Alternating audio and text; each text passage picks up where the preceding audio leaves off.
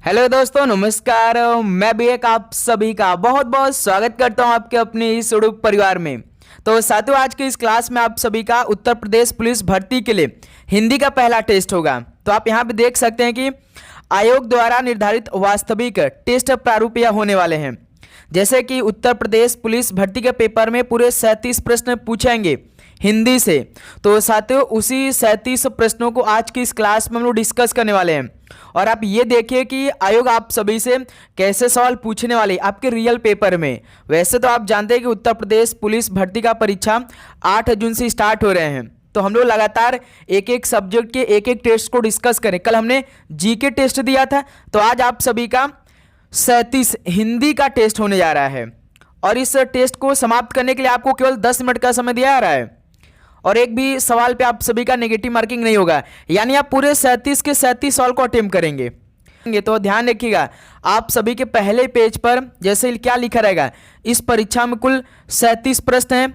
सभी प्रश्न अनिवार्य हैं। प्रत्येक प्रश्न के 4 विकल्प दिए गए हैं, जिनमें से केवल एक सही होगा। ठीक है, तो सही विकल्प चुनकर उसे OMR उत्तर पत्रक पर अंकित करें। परीक्षा की अवधि केवल 10 मिनट रहेगा। इस पेपर को समाप्त करने के लिए हम आपको केवल 10 मिनट का समय दे रहे हैं। इस परीक्षा में नेगेटिव मार्किंग नहीं होगा। ठीक है, जैसे आपका रियल पेपर होगा ना, वैसा ही प्रश्न पत्र आज की इस क्लास में डिस्कस करेंगे। तो साथियों, हम आप सभी से रिक्वेस्ट करेंगे कि 37 सवाल जरूर हल करिए आप, और इस टेस्ट को दीजिए। सभी प्रश्नों का उत्तर आप खुद से हल करिए, एक भी क्वेश्चन छोड़िएगा मत इस क्लास से, क्योंकि आयोग द्वारा यह निर्धारित वास्तविक टेस्ट प्रारूप होने वाला है। ठीक है, तो यहाँ से अपनी तैयारी भी जांचिए। तो इस तरह के देखिए सभी सवाल रहेंगे, लेकिन हम इन सवालों को नहीं देखने वाले हैं। ओके मेरे दोस्त, हम दूसरे सवालों को देखने वाले हैं जो आपके सीधे पेपर में आने वाले हैं। तो देखिए, आज का पहला प्रश्न आपके स्क्रीन पर। लास्ट में आप सभी से आपका स्कोर पूछेंगे, तो स्कोर भी जरूर करिएगा। ब्रजबुली नाम से किस भाषा को जाना जाता है? ब्रजबुली नाम से किस भाषा को जाना जाता है? पंजाबी को, मराठी को, गुजराती को या पुरानी बांग्ला को? ब्रजबुली नाम से किस भाषा को जाना जाता है? तो पुरानी बांग्ला को जाना जाता है। पहले का डी ऑप्शन बिल्कुल राइट आंसर हो जाएंगे।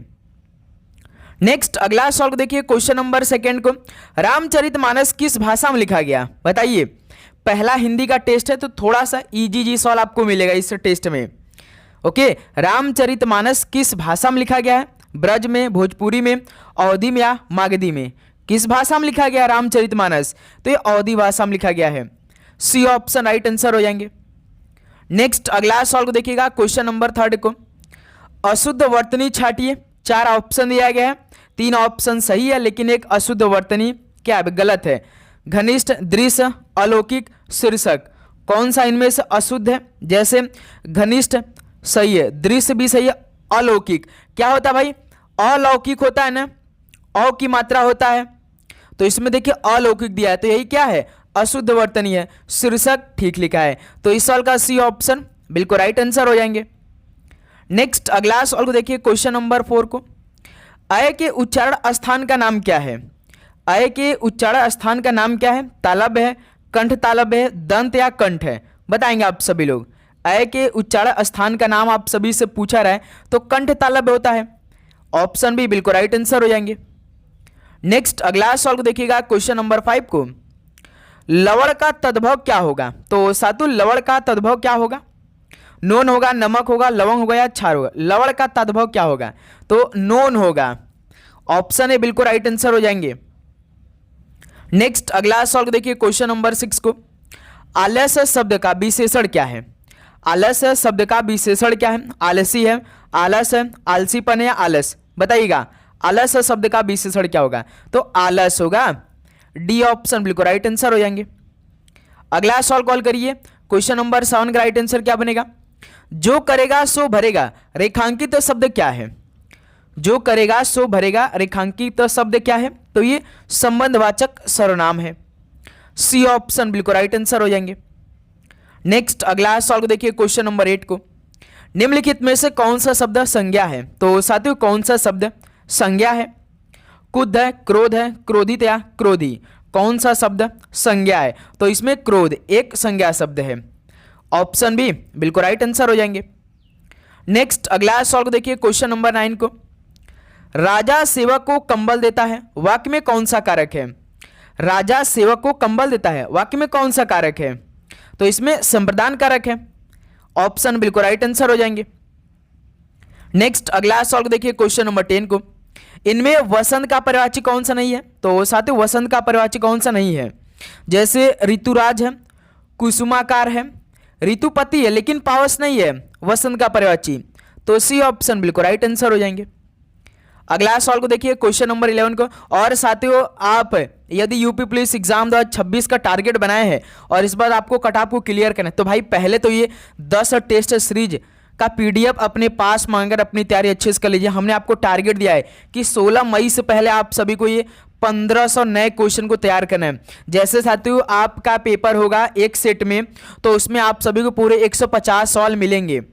38 सवाल जीके का रहेगा, 37 सवाल हिंदी का रहेगा, 55 सवाल रीजनिंग का रहेगा और 20 सवाल मैथ का रहेगा। तो साथियों जब ये आप टेस्ट को ओपन करेंगे ना, जब अपने पास में आकर एक सेट को जब आप ओपन करेंगे तो उसमें 150 सवाल मिलेंगे। आप सभी खुद से हल करना है इस टेस्ट सीरीज को। उसके बाद हम आप सभी को संपूर्ण GK, UP GK, Hindi, math, reasoning और करंट अफेयर के मोस्ट इंपॉर्टेंट क्वेश्चन प्रोवाइड करेंगे भाई, जो यूपी पुलिस एग्जाम 2026 के लिए अति संभावित प्रश्न होंगे। तो साथियों यदि आपको ये चाहिए तो पीडीएफ के लिए आप व्हाट्सएप मैसेज कर सकते हैं इस नंबर पे। इस नंबर पे आप व्हाट्सएप मैसेज करके ये सारे क्वेश्चन अपने पास मंगाइए, और आपको इसके लिए 50 रुपीज़ पे करना होगा, मात्र 50 रुपीज़ में ये सारे क्वेश्चन आपके पास होगा। ठीक है, तो जल्दी करिए भाई, समय नहीं है। ओके, आज 9 तारीख हो चुका है, ठीक है, 1 महीने बाद पेपर होने जा रहे हैं। चिरंतन का विलोम शब्द क्या होगा? चिरंतन का विलोम शब्द क्या होगा? तो याद रखिएगा नश्वर होगा, तो बी ऑप्शन बिल्कुल राइट आंसर हो जाएंगे। अगला सवाल को देखिए क्वेश्चन नंबर 12 को, अनेकार्थक शब्द पानी के लिए निम्न में से गलत विकल्प का चयन कीजिए। अनेकार्थक शब्द पानी के लिए गलत विकल्प का चयन कीजिए। जैसे इज्जत, चमक, संजीवनी, जल। पानी के लिए गलत विकल्प का चयन करना है तो भाई संजीवनी गलत ऑप्शन है, सी ऑप्शन राइट आंसर हो जाएंगे। ओके, और साथियों यदि आप चैनल पर नए हैं तो भाई चैनल को सब्सक्राइब करने के बाद आप नोटिफिकेशन को ऑन करिएगा, क्योंकि भाई क्लास अपलोड हो तो पहला नोटिफिकेशन आप सभी के पास जाए, तो तुरंत आप लोग नोटिफिकेशन को ऑन कर लीजिए भाई। ओके, क्योंकि ये क्लास आपके ऊपर एग्जाम तक चलने वाली जो सबसे इंपॉर्टेंट क्वेश्चन होंगे, जो यूपी पुलिस कांस्टेबल के पेपर में पूछे जा सकते हैं आयोग द्वारा, तो वही सवाल हम लोग डेली क्लास में करेंगे, ऐसे अलग अलग टेस्ट को देंगे। तो आप चैनल को सब्सक्राइब करने के बाद नोटिफिकेशन जरूर ऑन करिएगा। अत्युच्च शब्द में प्रयुक्त उपसर्ग कौन सा? अत्युच्च शब्द में प्रयुक्त उपसर्ग कौन सा लगा है? तो अति उपसर्ग इसमें ऑप्शन बिल्कुल राइट आंसर हो जाएंगे। अगला सवाल को देखिए क्वेश्चन नंबर 14 को, मालगाड़ी शब्द का समास विग्रह क्या होगा? मालगाड़ी शब्द का समास विग्रह, तो माल के लिए गाड़ी होगा, सी ऑप्शन बिल्कुल राइट आंसर हो जाएंगे। अगला सवाल को देखिए क्वेश्चन नंबर 15 को, निम्न में से कौन सा चिन्ह अपूर्ण विराम के लिए प्रयुक्त होता है? तो साथियों कौन सा चिन्ह अपूर्ण विराम के लिए प्रयुक्त होता है? तो दोस्त मेरे याद रखिएगा, उप विराम कौन सा? डी ऑप्शन है मेरे दोस्त, तो परफेक्ट आंसर हो जाएंगे। अगला सवाल को देखिएगा क्वेश्चन नंबर 16 को, जिसमें कोई भी काम अच्छी तरह से करने की योग्यता हो, जिसमें कोई भी काम अच्छी तरह से करने की योग्यता हो, उसे क्या बोलेंगे? तो उसे बोलेंगे भाई दक्ष, सी ऑप्शन राइट आंसर हो जाएंगे। अगला सवाल को देखिए क्वेश्चन नंबर 17 को, 2017 का ज्ञानपीठ पुरस्कार किस साहित्यकार को मिला है? तो साथियों 2017 का ज्ञानपीठ पुरस्कार किस साहित्यकार को मिला है बताएंगे आप सभी लोग? तो कृष्णा सोबती को मिला है, सी ऑप्शन राइट आंसर हो जाएंगे। अगला सवाल को देखिए क्वेश्चन नंबर 18 को, रानी केतकी की कहानी के लेखक कौन है? रानी केतकी कहानी के लेखक इनमें से कौन है? तो इंशाअल्लाह खां है, सी ऑप्शन बिल्कुल राइट आंसर हो जाएंगे। नेक्स्ट अगला सवाल को देखिए क्वेश्चन नंबर 19 को, निम्न में से अल्प प्राण वर्ण कौन से है? निम्न में से अल्प प्राण वर्ण इनमें से कौन कौन से हैं? तो एक क है और एक ग है, बी ऑप्शन बिल्कुल राइट आंसर हो जाएंगे। नेक्स्ट अगला सवाल को देखिए क्वेश्चन नंबर 20 को, निम्न में बताइए कि किस शब्द में द्वितीय व्यंजन है? द्वितीय व्यंजन यानी एक अक्षर 2 बार प्रयोग हुआ हो, तो पुणे में क्या कोई अक्षर 2 बार प्रयोग हुआ? नहीं हुआ है, इलाहाबाद में भी नहीं, दिल्ली में देखिए ल आधा ल है, पूरा ल है, ये क्या है? द्वितीय व्यंजन है, तो सी ऑप्शन राइट आंसर हो जाएंगे। ठीक है, चलिए अगला सवाल कॉल करिएगा क्वेश्चन नंबर 21 को। साथियों लास्ट में आप सभी से आपका स्कोर पूछेंगे, जरूर बताइएगा स्कोर भी, ठीक है, ये 10 मिनट में टेस्ट को समाप्त करना होता है, इसलिए हम जल्दी जल्दी प्रश्न उत्तर कर रहे हैं। आप अपना टेस्ट दीजिएगा। दिए गए शब्दों में अशुद्ध वर्तनी वाला शब्द बताइए। अशुद्ध वर्तनी वाला शब्द बताना है। तो साथियों, उन्नति आप कैसे लिखते हैं? क्या ऐसा आप उन्नति लिखते हैं? यही क्या है? अशुद्ध वर्तनी है। तो बी ऑप्शन राइट आंसर हो जाएंगे। अगला सवाल देखिए, क्वेश्चन नंबर 22 को, द्विगंचल का सही संधि विच्छेद क्या होगा? द्विगंचल का सही संधि विच्छेद क्या होगा? तो दृक प्लस अंचल होगा। सी ऑप्शन राइट आंसर हो जाएंगे। अगला सवाल को देखिए, क्वेश्चन नंबर 23 को, कनिष्ठ शब्द में प्रयुक्त प्रत्यय कौन सा है? कनिष्ठ शब्द में प्रयुक्त प्रत्यय कौन सा है? तो इसमें इष्ट है।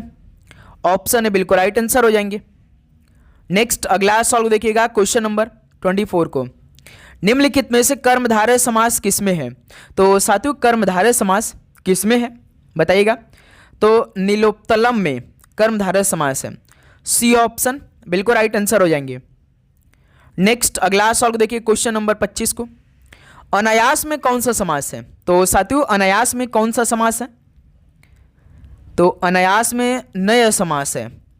पहला ऑप्शन बिल्कुल राइट आंसर हो जाएंगे। ओके, नेक्स्ट अगला सवाल को देखिए, क्वेश्चन नंबर 26 को, चाय किस भाषा का शब्द है? तो साथियों, चाय जो है वो किस भाषा का शब्द है?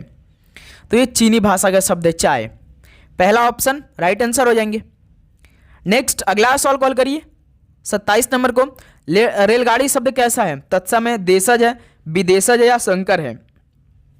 रेलगाड़ी एक संकर शब्द यानी मिलावटी शब्द है।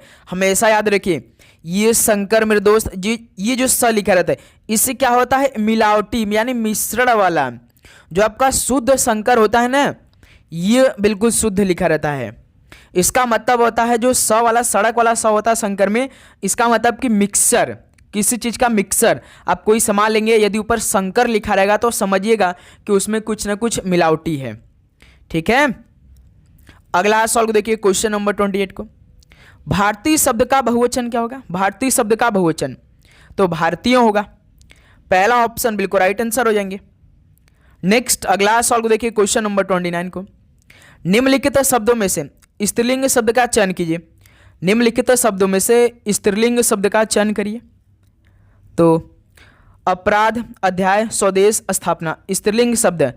तो साथियों ध्यान रखिएगा, स्थापना एक स्त्रीलिंग शब्द है। तो डी ऑप्शन राइट आंसर हो जाएंगे।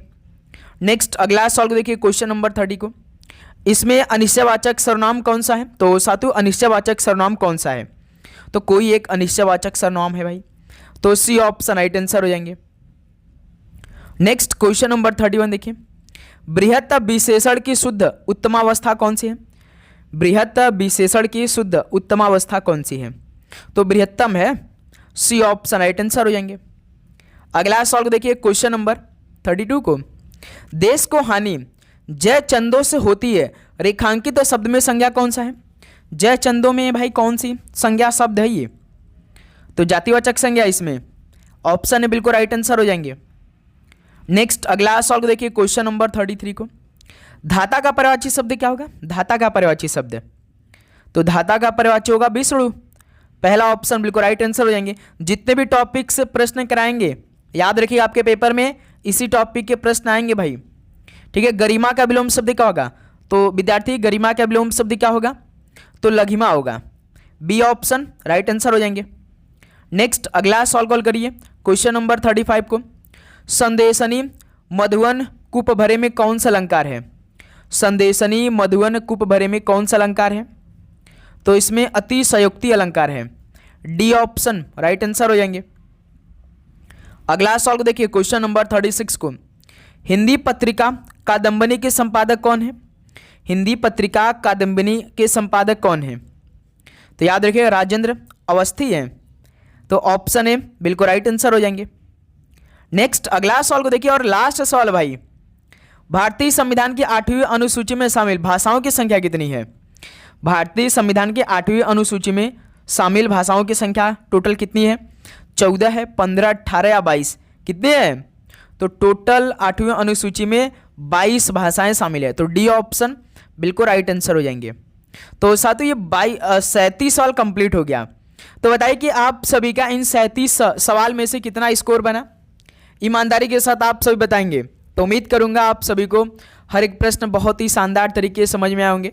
तो दोस्त मेरे, आप सभी किसी भी सवाल पे यदि डाउट है तो कमेंट बॉक्स में आप ज़रूर बताइएगा, और आप चैनल पे नए तो सब्सक्राइब करिएगा, और क्लास को अधिक से अधिक आप जिस भी ग्रुप में हैं शेयर जरूर करिएगा भाई, आप लोग हाइप जरूर दीजिएगा। इसी तरह क्लास आप सभी के बीच में आएगी, डेली क्लास आएगी, एक भी दिन गैप नहीं होगी, ठीक है। तो चलिए इस क्लास को यहीं पर समाप्त करते हैं, मिलते हैं साथ एक और नए क्लास के साथ। इसके बाद एक और क्लास आएगी, उसको भी आप ज्वाइन करिएगा, ठीक है। तो आप सभी को एग्जाम के बेस्ट ऑफ लक। तो बहुत सारे स्टूडेंट से हमारी बात होती है तो सब स्टूडेंट कहते हैं सर मैथ में हमारा कमज़ोर है। भाई 20 सवाल आएंगे, टारगेट बनाइएगा, कम से कम आप 15 सवाल तक सही करिएगा, और आप पूरा प्रीवियस ईयर का सवाल लगा लीजिए भाई, उससे एक भी बाहर सवाल नहीं जाएगा। पूरा बेसिक क्लियर कर लीजिए, कॉन्सेप्ट क्लियर कर लीजिए, जीके हिंदी रीजनिंग तो हम करा ही रहे हैं, ठीक है। रिवीजन करते रहिए, आपका पेपर इस बार निकलने वाला है, लेकिन मेहनत आप डेली करिए, चारों सब्जेक्ट को समय दीजिए, एक भी दिन में एक भी सब्जेक्ट को छोड़ना नहीं है, पढ़ना है तो चारों पांचों सब्जेक्ट को, जो भी आपका सिलेबस है, ठीक है। तो चलिए दोस्त, इस सेशन को यहीं पे समाप्त करते हैं, मिलते हैं एक और टेस्ट के साथ। तो आप सभी को एग्जाम के लिए बेस्ट ऑफ लक, पढ़ाई करते रहिए, ऑल द बेस्ट, धन्यवाद।